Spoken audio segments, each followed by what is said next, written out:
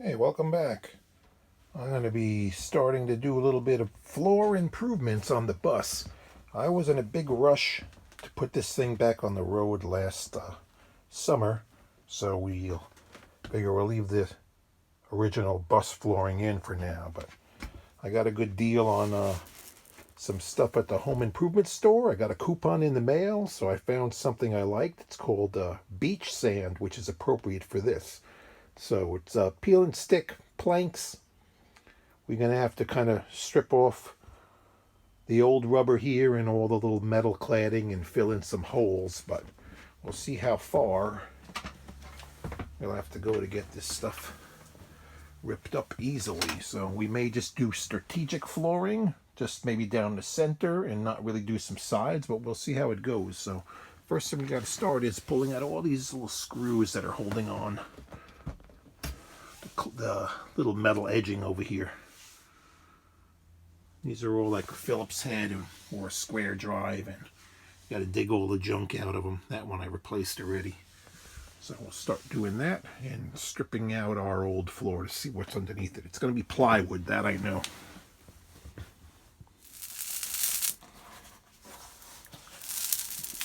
Ugh.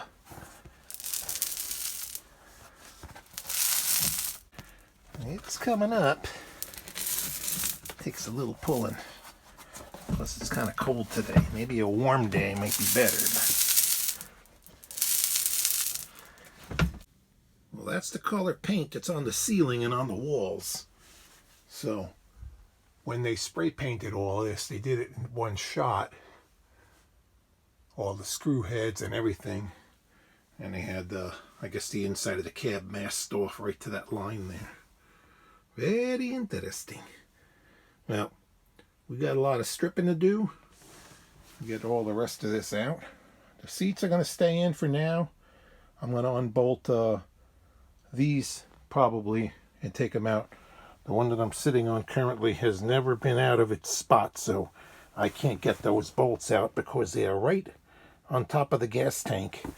I have to pull the gas tank out to get down to the heads of those underneath, so probably just going to cut around this and put the flooring there. Got our metal strips removed. Get them out of the way. And we are going to have holes to fill because they go right outside.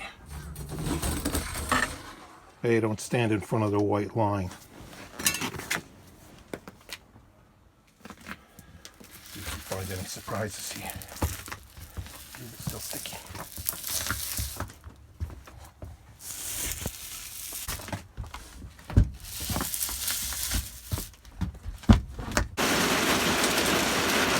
We're in the middle of flooring, and we're stuck in a hailstorm. Holy crap.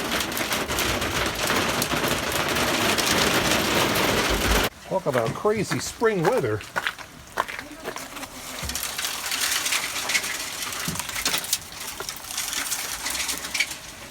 I decided not to unbolt the seats. I'm just going to cut around and I'm going to fit the floor tiles close to the stanchions again. We'll keep the piece we cut out as a template to cut them, because once you put the floor underneath it, it'll end up getting all this lifting when you screw it back down and squash it. So why not just leave it alone, and we'll just trim the floor to fit around. We got everything stripped out that we wanted to get out. The main aisle and the areas on the edge. The way the flooring is going to lay out, I'm going to have a little about 1 inch on either side. We're going to cut that at the very last moment before the tiles get stuck down, and then the walls are going to get painted all the way down to the little cove molding and probably right onto a little piece of that rubber that's over there. Since I'm at this point, the bases of the seats I want to repaint, and then we have holes to fill.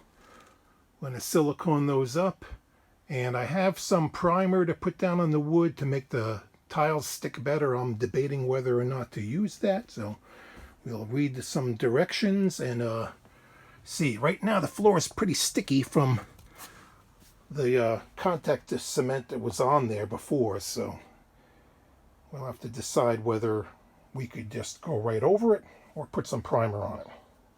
Put a coat of primer down. It already dried, and now we're trying to figure out the best layout for these. Where to start? This will be like the middle of the floor here with the center line going down. That might be the best way. One down and a whole lot more to go. The paint on the bottom of the legs dried overnight, and we're sticking down tiles now. So any imperfections in the floor, like where these screw holes are or any little dips or cuts, I was going to fill them in with some floor filler, and then had second thoughts about that because it might either want to crack or break out. So rather than doing that, we're just going to put dabs of silicone in any of the low spots and then slap our tile on.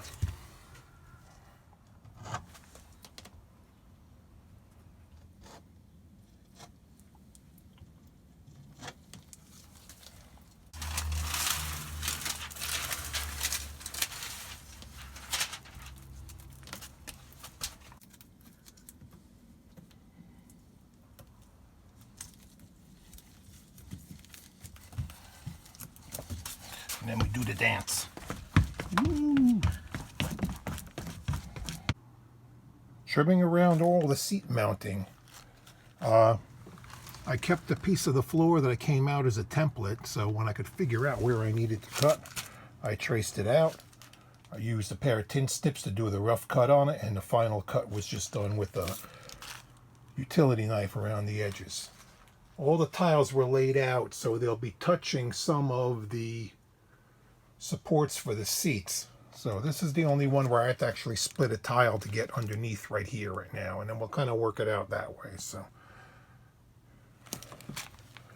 a lot easier than pulling out all the seats. A lot of trimming, and like I said, this seat never came out before, and it would be impossible to take it out without cutting anything out. So this will work. Well, we made quick progress with all the full-size tiles. We got almost all the way to the back. Now, all the seams around the seats all have like a line on edge of a tile coming to them, which made it easier to kind of lay them out. So, not exactly where I would have wanted to put these joints together, but it works well. And we're moving along. Now we have all the intricate cuts to do around the cabinets, but we'll get there. There is a little bit of residual glue that's on here, so I'll come in with the shop vac and I kind of scrape away what's left, and that should be good. Fit that piece in. We have more cutting to do over here. Would this be easier with everything out? Yes, it would be. But at the time, I wanted to get the bus registered and insured, and I needed to have pictures for the insurance company to show that it was done. So that's why we're going about things a little bit reversed. But it's coming out well. I'm very happy with it. It was a little cold out when I was doing this, so I would throw the tiles up on the dashboard to get them a little toasty and warm. And if it was really cold and dark and cloudy, I took the heat gun out and heated them up a little bit to get them to stick a little bit better. Okay, the finished product. It really brightens up the interior of this thing. We painted a little edge that was like a galvanized metal that was the same color that's going to match the walls. And where